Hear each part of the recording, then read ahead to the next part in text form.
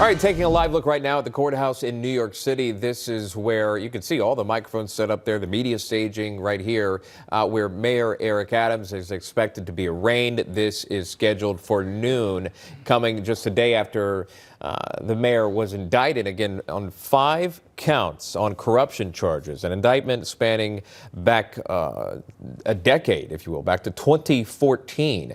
Again, we have heard that he claims he is innocent. You can assume he's going to enter a plea of not guilty today. And we'll take that live as soon as we see action there.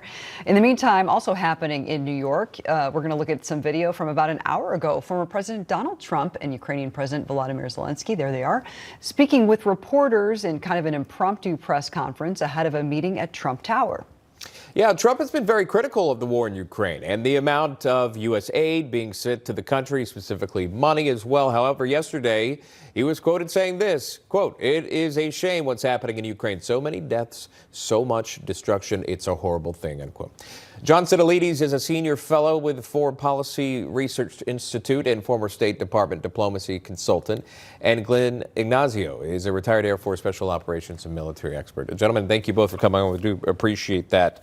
I wanted to jump right in with John, if I can. President Zelensky not just meeting with former President Donald Trump, he also met with President Biden. He met with Vice President Kamala Harris. John, what do you make of these meetings with these top political figures by Zelensky? Of course, it's very important for President Zelensky to maintain the best relations possible with the Biden administration.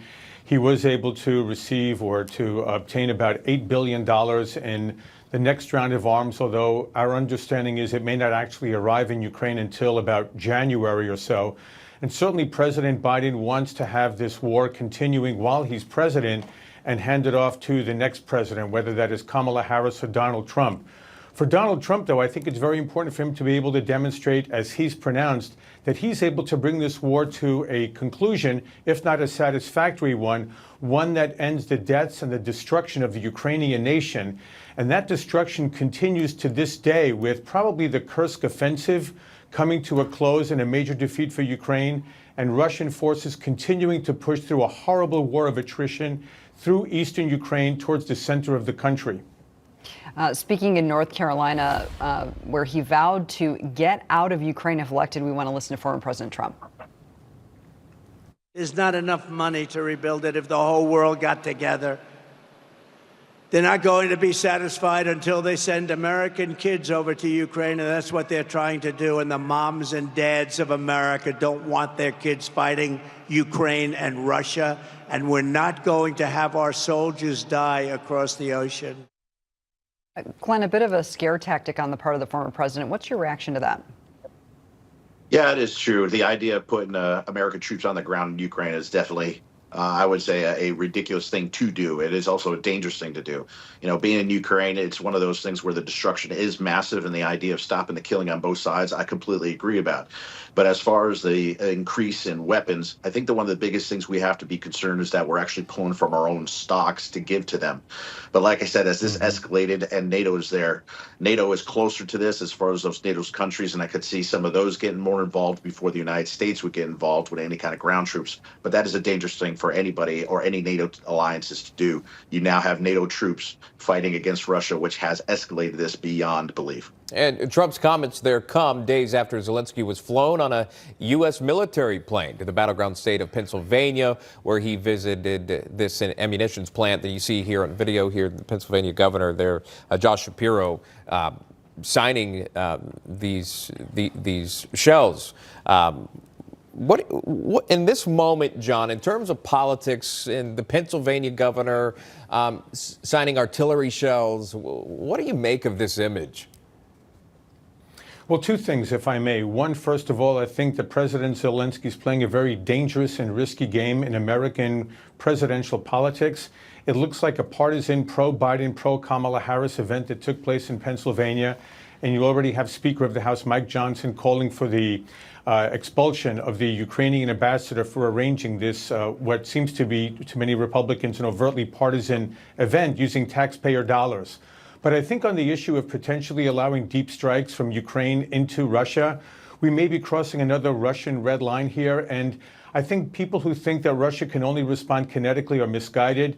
Russia has several options to potentially respond against NATO and against the U.S., whether it's attacking through cyber infrastructure grids in Europe or in the U.S., cutting off undersea cables that connect our internet and our telecommunications between Europe and the United States, and now even in open source intel, Russia and Iran potentially brokering the delivery of major Russian precision strike missiles to Houthi rebels to continue to attack American and British ships that are trying to maintain free and open shipping in the Red Sea. In fairness to the president, he was meeting with our president and vice president. Glenn, I want to ask you this. Zelensky's been wanting to use Western weapons to hit Russian targets, but Russian President Vladimir Putin threatening the use of nuclear weapons if that happens. Putin has threatened using nukes before. How serious should we take this here in the West?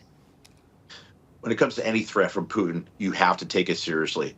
I mean, you're talking about an incredible thing. Even tactical nuclear weapons is a nuclear war. There is not one or a little here or a little there, and that's extremely dangerous.